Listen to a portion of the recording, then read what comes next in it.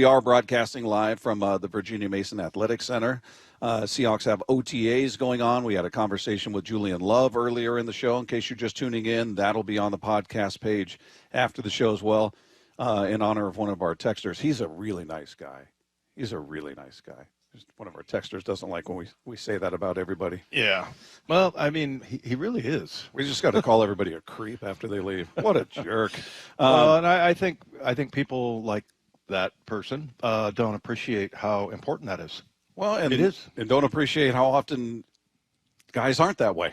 you know, I mean, right. It stands out when somebody, and there's, lucky for us, there are a lot of good dudes. And he's a great conversation. I would think if you're a Seahawks fan, he's engaging. He's very fun to talk to. But he made a great play on a ball out there that Sam Darnold threw. Apparently, I was out there talking with Brady Henderson about that.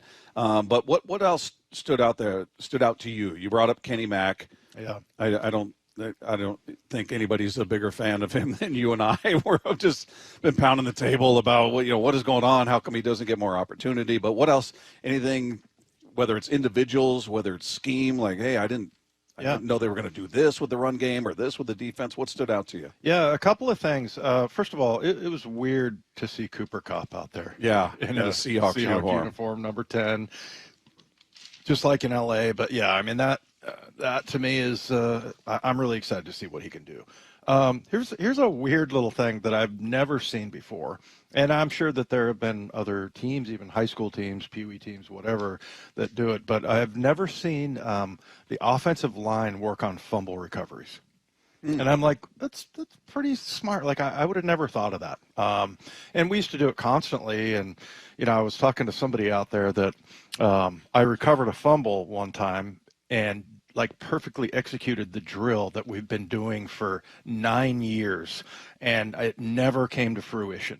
and on that one play, so you never know what's going to happen, but it just kind of brings about the attention to detail, because there are going to be fumbles on the ground. And if you're an offensive lineman, you need to figure out how to do it. A lot of times you see guys will pounce on it and, you end up squirts out. Yeah. So, I mean, just working on that technique, but really what I was watching was just the offensive line and that sort of wide zone that they run, where it's almost like a sprint for the guards and really for the quarterback too, when he does that really wide handoff.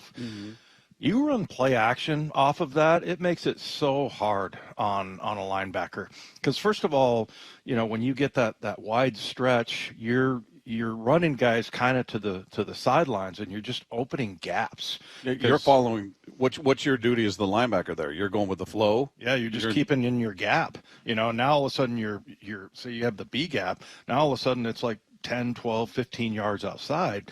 And then, by the time the quarterback gets there, a lot of times, if he pulls that thing and he, is able to do it like, I always say Boomer Esiason was unbelievable, because you couldn't see it on the field.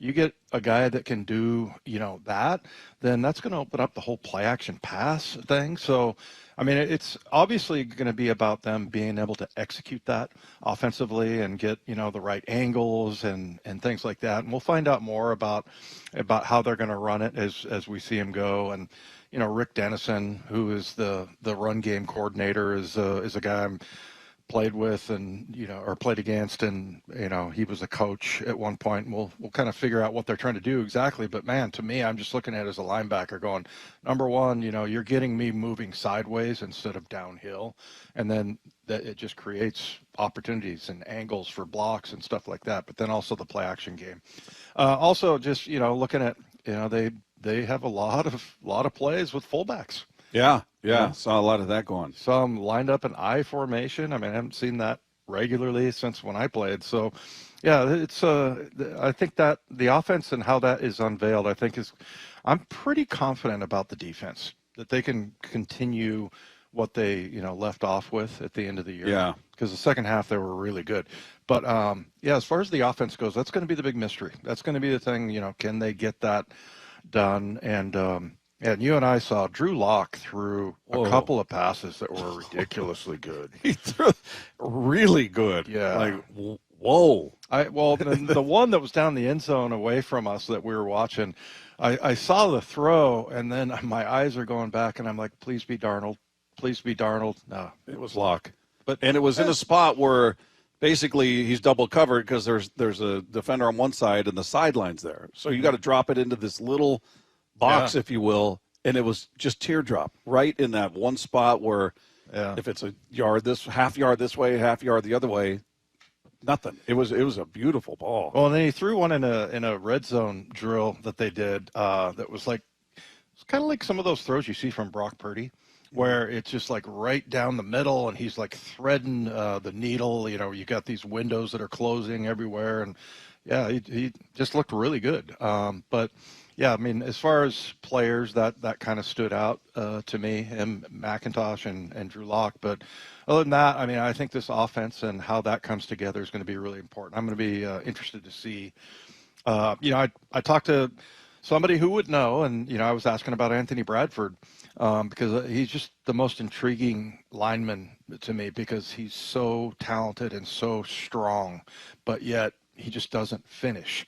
And so, and I asked because I know I'm like you got to have pretty athletic guards to get outside on that that stretch play, and he said absolutely Anthony Bradford fits into this scheme very well. So I hope so. It'll be interesting because, I mean, you got to get the rest of that offensive line. We're kind of. It was good to see Abraham Lucas out there too. Yeah. I was kind of worried that they were going to put him on the shelf all during the offseason. So he looks pretty good. But again, if they can get Graze able to play, not like a rookie, which I think he probably will, then you got 3 offensive linemen that you're really confident about. But it's just the center and that other guard position that's going to be kind of the battle. We also saw something out there that I had never seen, which, it's not like I've spent my entire life around a football field, but you've grown up around it. You've been in the thick of it forever. They were out there running drills, and the majority of the players were running with a sheet of paper in their hand. Yeah. I had never seen all the camps, OTAs, everything we've been to. I've never seen that. And you were like, I was asking you, what is that? What are they doing? And you're like, I don't know. I haven't seen that before. And there were a whole group of guys all out there running the pattern, running the play, and they had in one hand a sheet of paper. Well, I mean, I don't think it could be a couple of different things. It could be that, if this guy drops here, then you run this or whatever. But it's definitely a scout team because they were wearing the little the caps, jerseys or caps or whatever. Yeah. And so, I mean, what they used to do is hold up plays so the defense can't see it. And then you'd look at the play and go, okay, I do this, run that. So maybe they just put that on paper. That was just I'm not sure. It was odd to see. It was not a folded piece of paper. You see this flapping piece of paper, and the guy's running a route, and in one hand is this paper. And then, and you'd think of it like they would fold it and put it in their pocket or something. They're running down the field with paper in their hands. Yeah, it was. I'd never seen that before. Yeah. But, maybe that's, I don't know. Maybe it is the play. They're getting used to what the play calls are or whatever. It was just, that was something unique that stood out. But overall, the curiosity will remain on the offensive side. We're certainly watching the quarterbacks. Watched a few balls from Jalen Milroe that were not awesome. The ones I saw, a little off the mark. Again, I only saw probably 4 or 5 passes of his in total. Drew Lock, to me, is the one that truly stood out, just in terms of a wow moment. They have a big screen out there that is replaying the play. And what was funny is after that touchdown, that one we were just talking about, all the reporters kind of came out from the sideline to get in front of that screen to watch it again. Like, whoa, okay, let's take a look at that. And it was just beautiful, beautiful ball.